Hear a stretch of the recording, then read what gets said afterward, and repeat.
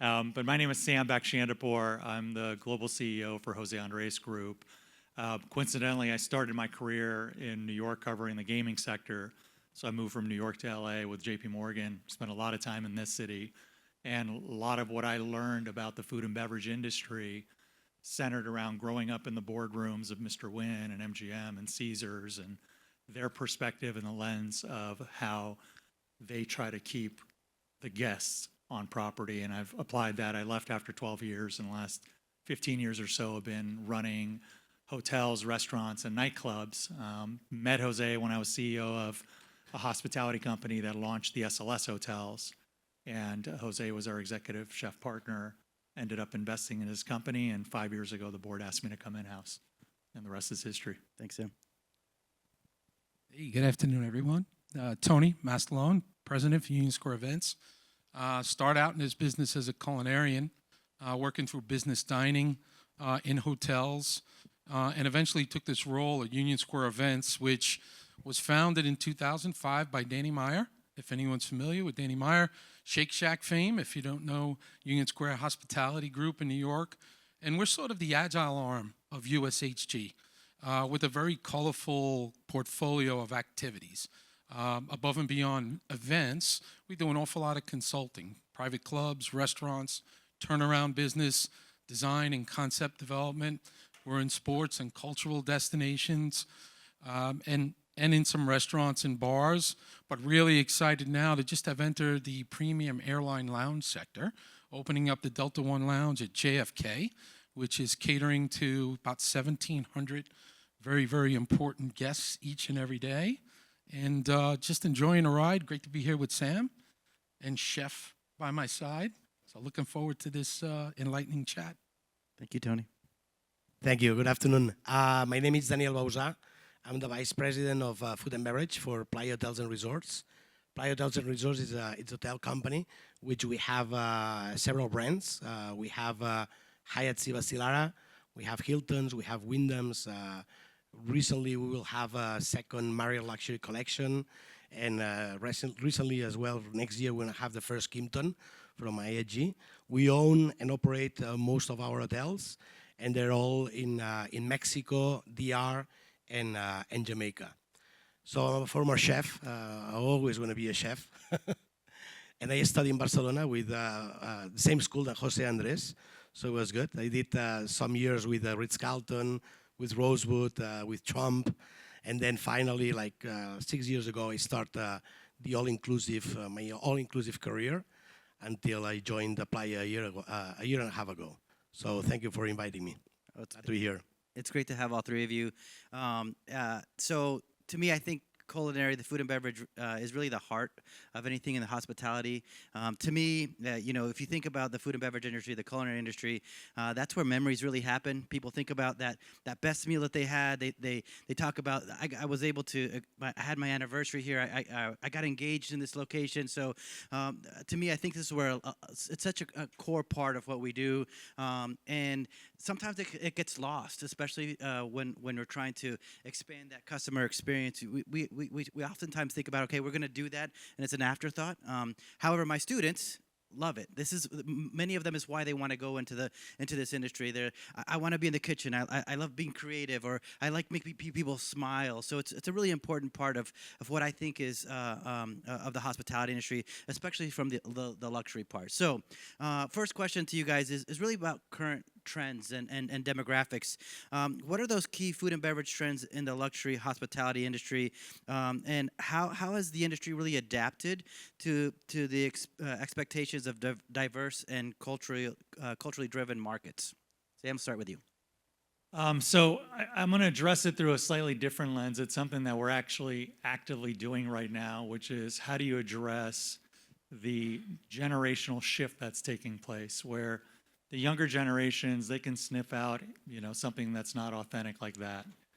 You get one shot at bringing them in-house. And then what we're seeing with the younger demo is, despite being in the entertainment capital of the world, where, alcohol is such a predominant part of our, experience, you're seeing calorie count drop as well as drinking decline.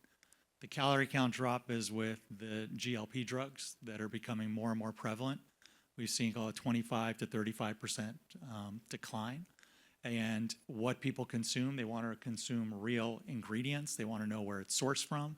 I think all of us collectively, this is the DNA of our companies, where we take pride in sourcing and procurement. You want to know exactly what you're serving, and our chefs take pride in that.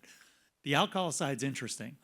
It's such a huge part of our business that if you don't get ahead of that, it can become existential for our industry. Drinking will always be there. It'll still be a main part of it. But when you look at if there is a decline of, call it 10%, what that equates to. So what we've done, and we have 50 some odd head bartenders and beverage folks. The R&D side of beverage is as prevalent in our company right now as it is on the culinary side, which is obviously DNA of where it all started with Jose 30 years ago. They're really looking at NA spirits, trying to bring in the same finesse and techniques, botanicals, and other types of infused cocktails. And even Bazaar in New York, our flagship Bazaar restaurant in Manhattan, we have a tasting menu where there's the typical wine pairing and cocktail pairing. We have an NA pairing as well. And I actually stopped drinking a year and a half ago. And I've been really leading this charge. It's incredible, the experience, because it's very much part of the ritual to have a drink in hand. You feel weird if you don't have, if you can't toast with water, it's bad luck, my wife tells me. But that's where we're really leaning into those two elements to make sure that we communicate where we're sourcing our food and make sure we're cutting edge with respect to our wine, spirit, and beer menus. So a follow-up question with that. We've been talking about that with our students, especially from the alcohol perspective. We have beverage classes. Is it a calorie count issue, or is it a health-driven issue specifically with the alcohol? The alcohol is definitely health-driven, and I have 2 teenage daughters, and they have older friends, and you see it living in California. It's basically you have THC, and you go to New York, every corner's got a dispensary. California's got a big mushroom trend with psilocybin. So I think that generation is finding other ways to substitute alcohol that you still get the buzz and the high, but it's healthier for you. The calorie count, I think it's just broad. Anyone that's now trying to, for whatever reason, they're on the GLP drugs, that's where you see that drop, and people are actually asking a lot more questions and seeking to make sure they're digesting whole foods. Great. Thanks, Sam. How about you, Tony? Yeah, so echo many of Sam's comments there, especially we have environments that they're lounge friendly, and that becomes a great part of the revenue.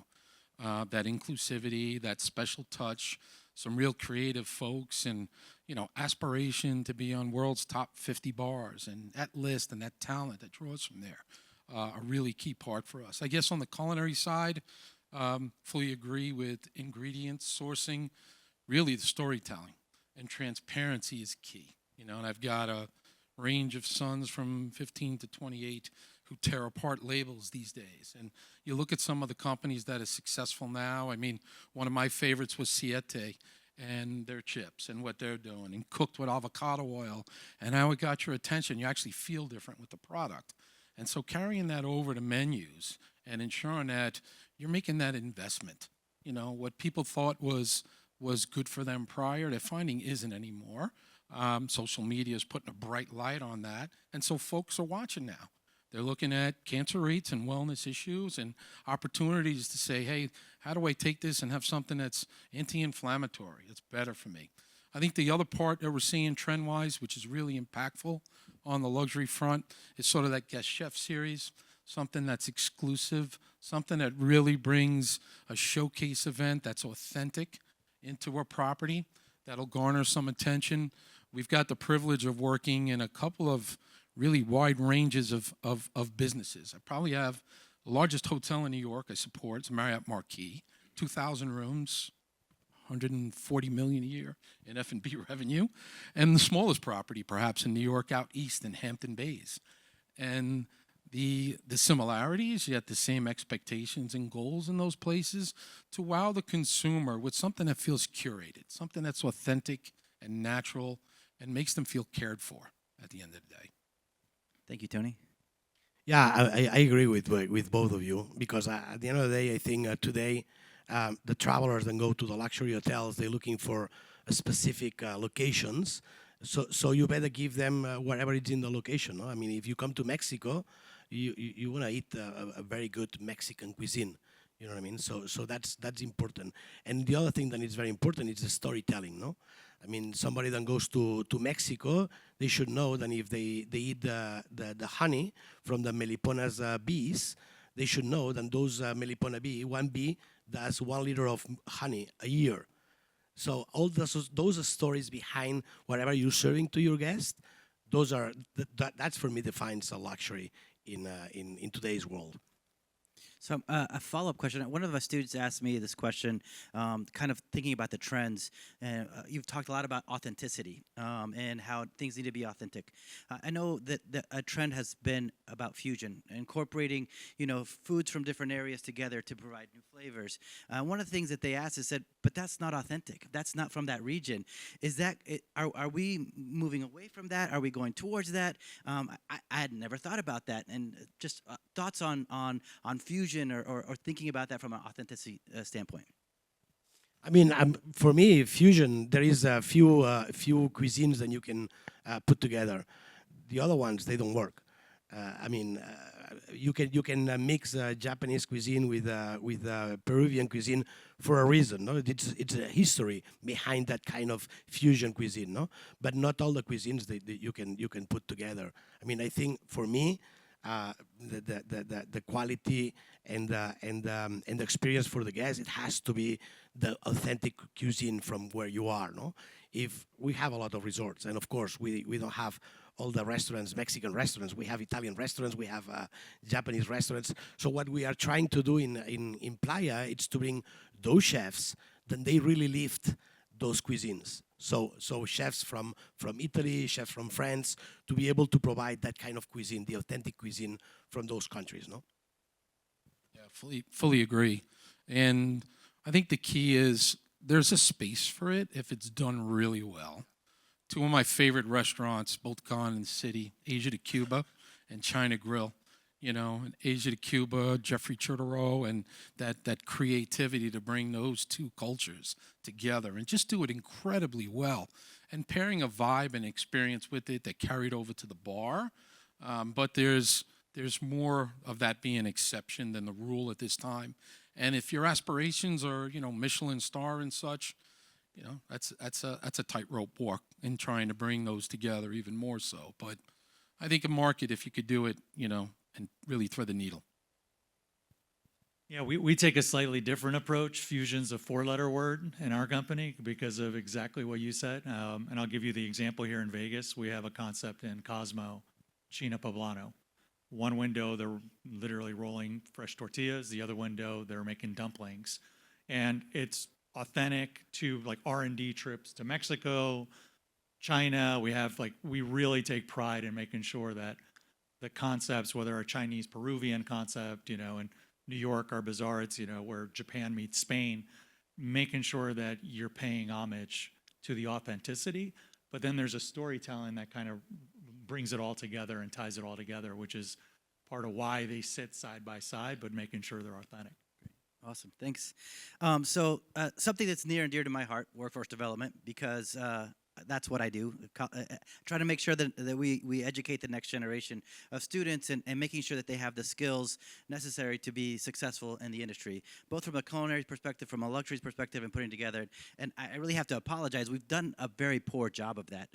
One of the things that I'm new in my role. I was a faculty member for a long time. I'm new as the dean, and I'm meeting all of amazing alumni, and they're like, "We love your students. They're great. We'll hire them, and then we'll train them."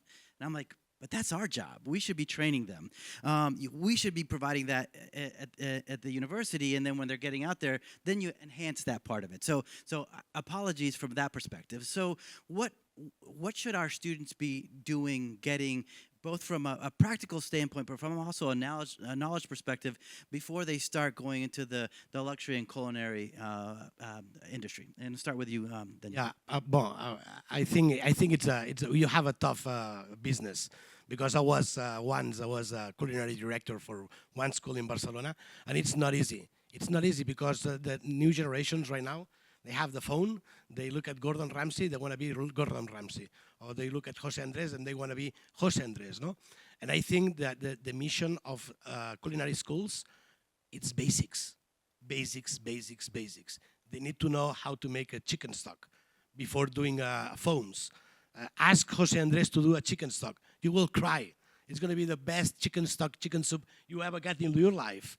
But the generations, the new generations, because they have this facility to look at the phone and look at all this creativity, and they think it's so easy. It's not easy.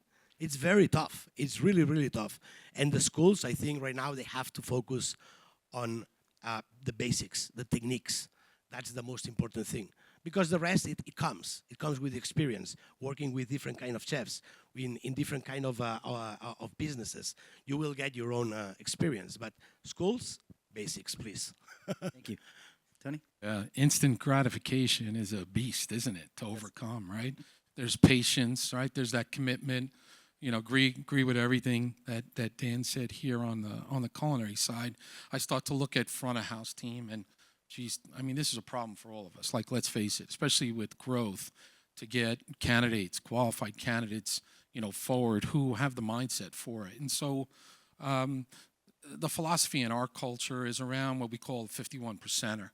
And that speaks to the DNA in their heart. Are you a servant and leader by nature? You can't teach that. Do you have an entrepreneurial spirit? Do you possess empathy? Do you have self-awareness? Do you have a curious intelligence? And those characteristics we feel are critically important in that individual, and they exist or not, and probably can't be taught and shouldn't be in the business if they're not there. And then say the other 49% is the technical, which you need a very strong base with. That's a must-have, but there's some teaching that can be done in that space. And I think, you know, as someone who hires and a philosophy in our organization, and we've got it on mugs and around desks, and it's DFS. And the first word's don't, and the last is settle, and I won't say the middle word. And so when you do, you become very mediocre very quickly. And so look for that talent that's really coming to you naturally. So I would say for the students, like, is this something you really want to do? What got you here? You know, what brought you this passion to be in front of a stove or just to make someone feel great at a table? And is that going to exist for the long haul for you? Or is this something where you watched the Food Network and said, hey, let me give it a shot? Yeah. Thanks, Tony. No, I love how you said that, because that equates to culture. And Dean, I think you have a huge challenge, which I spoke recently at another school. One of the things that we talked about is career mobility, and building a career in hospitality starts with culture. And I always say we preach, we're in the service industry. We serve others, and back in the day, there was a lot more pride in being in the service industry than what happened really in the last 5 years, especially, where, it became this transitional job, left our industry and is now online and social media managers and other elements that they do from the comfort of their home. But it has to go back to the basics of being purists, to the basics of culture of serving others.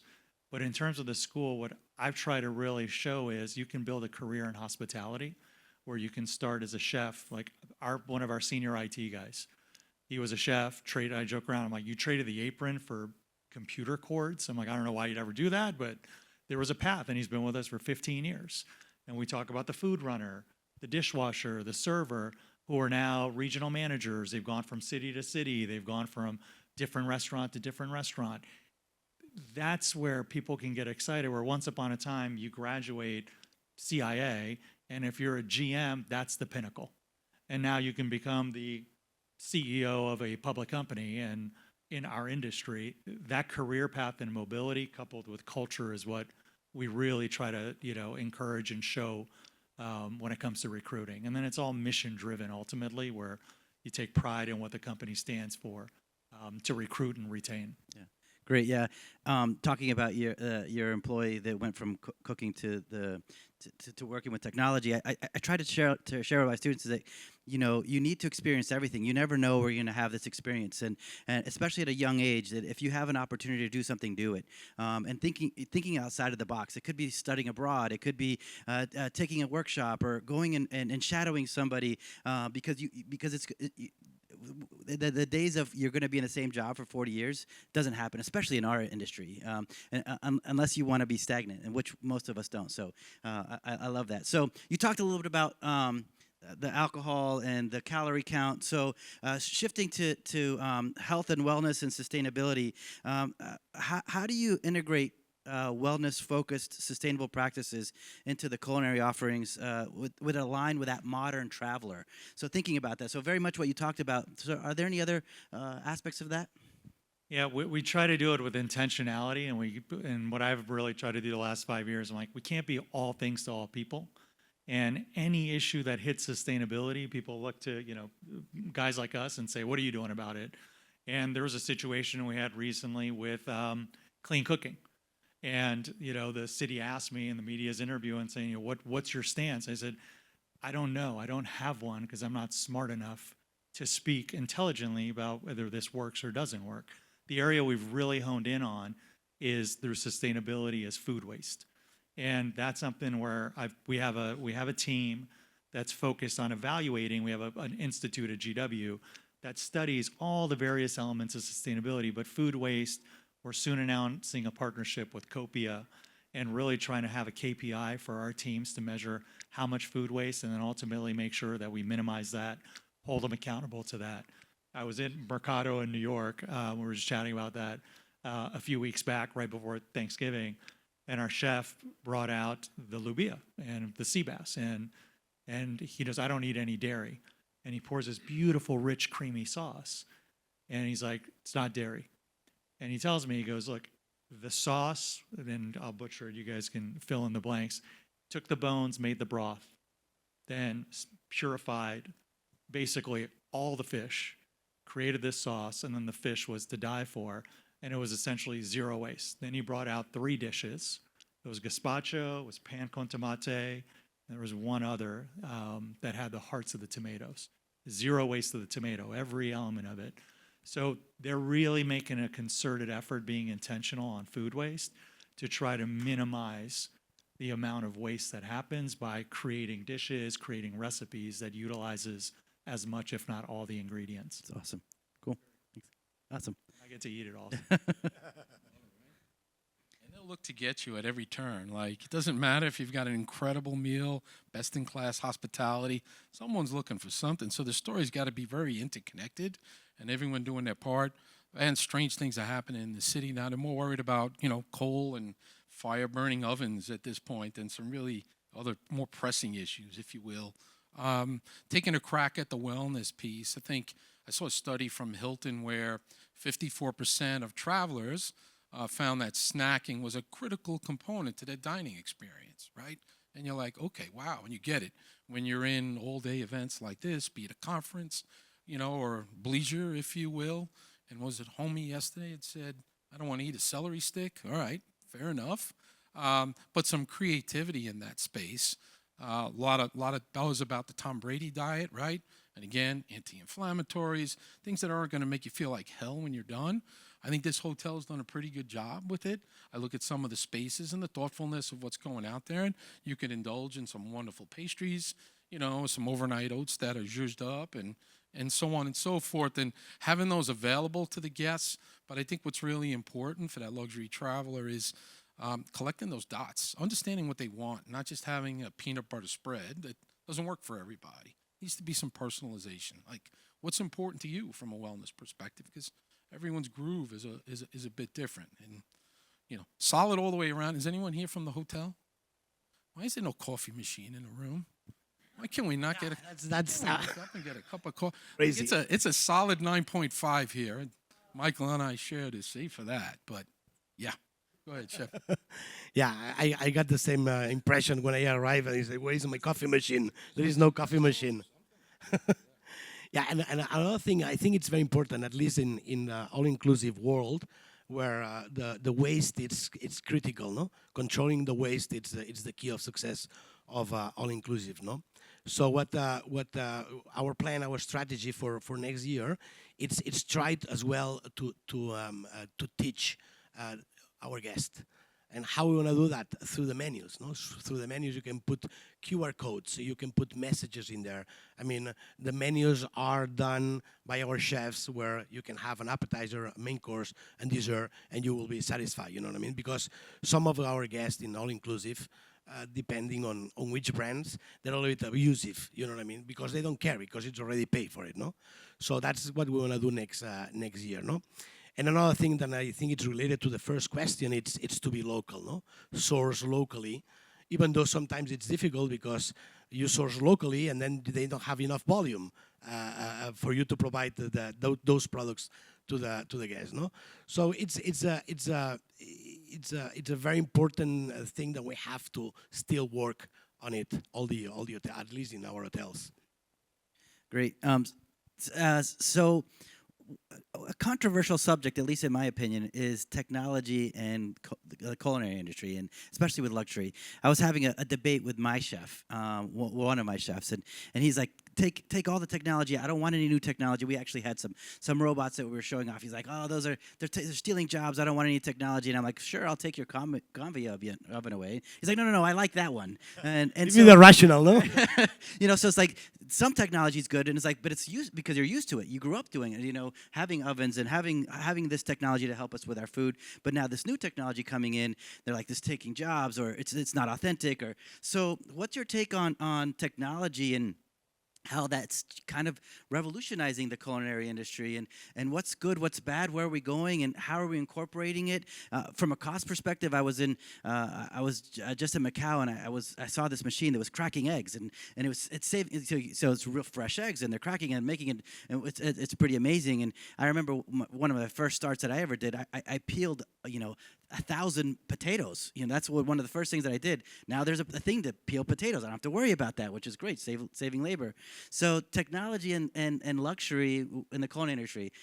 Thoughts on that? I'm going to start at the end. Yeah, I have a very good example on that. I remember when many years ago, I opened the Ritz-Carlton in New Orleans as a banquet chef, and I remember that for the first time I saw a rational oven, no?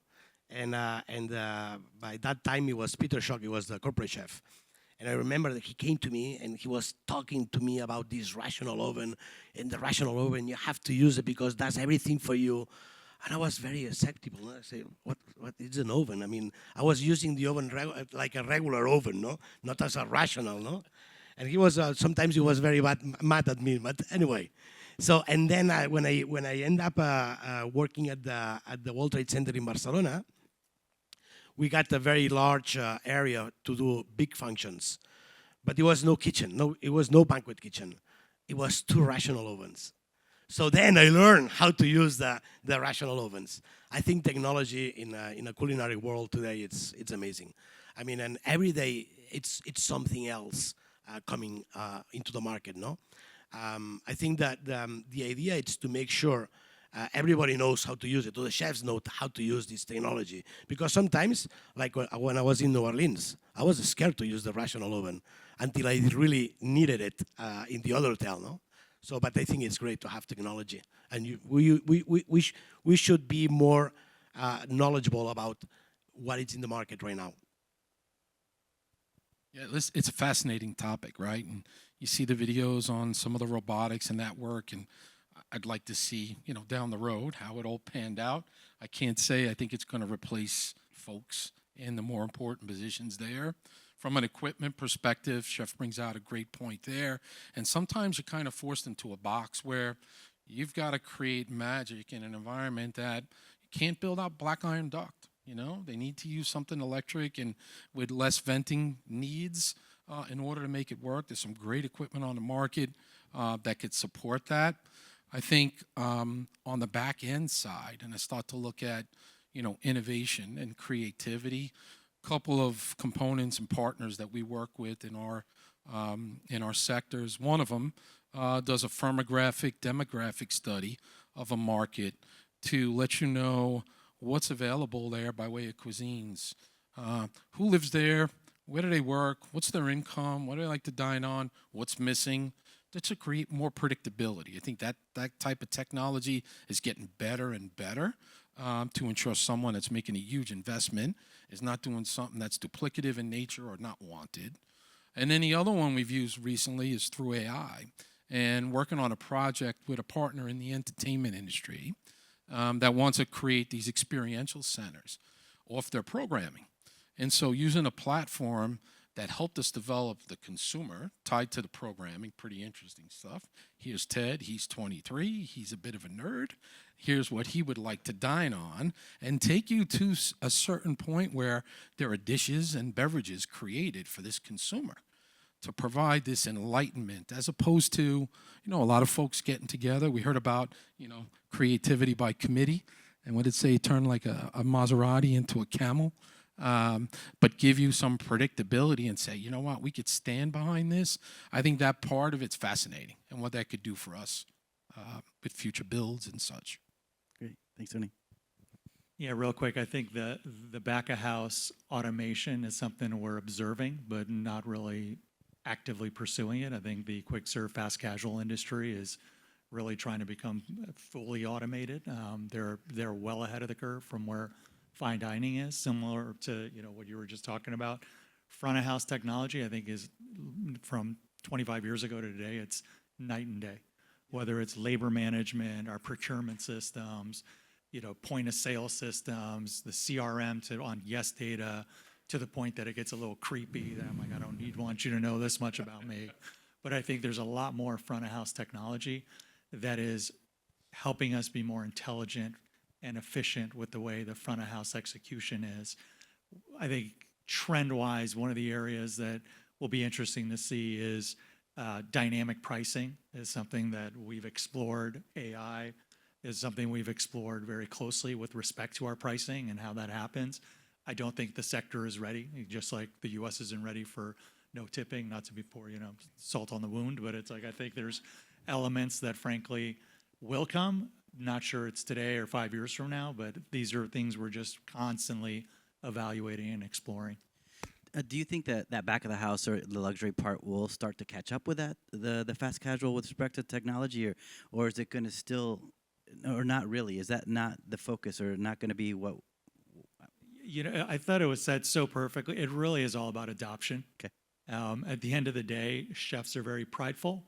And, your potato peeler example, and I'm the least qualified to comment on this stage, but I'm surrounded by the creatives, and the automated peeler can't do the same job as a human peeler. I would argue against that. My knuckles would disagree. Yeah, that's my point. So I think it's about adoption more than anything else. Perfect. Well, we have a few minutes for some questions. We have some amazing panel up here. Any questions for our panel? I think we have a few minutes, if I'm not mistaken. Sure.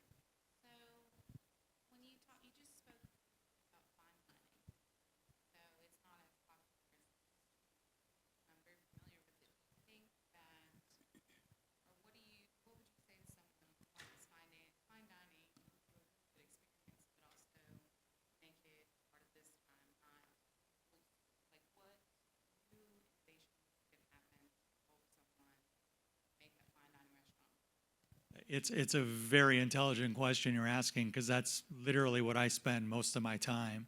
Because I look, culinary, I have negative value add. They're phenomenal what they do. Culinary excellence is a North Star because we're rooted in the DNA of the company as culinary. What I've tried to do, we elevate our design, do storytelling through our design, because it's not just about it, but how many beautiful restaurants have you been to that they fail, because the food ultimately is what the North Star is. The vibe is a huge part of it. So I look at everything from our staff's uniforms, making sure that the staff is actually, they feel good. When they feel good, they're touching our tables and our guests more than anyone in our company. Yet when I came in-house, I'm like, what are these fabrics? I would never wear, anything like this. So you spend a little bit more, but we've elevated the fabrics. You make it a lot more user-friendly.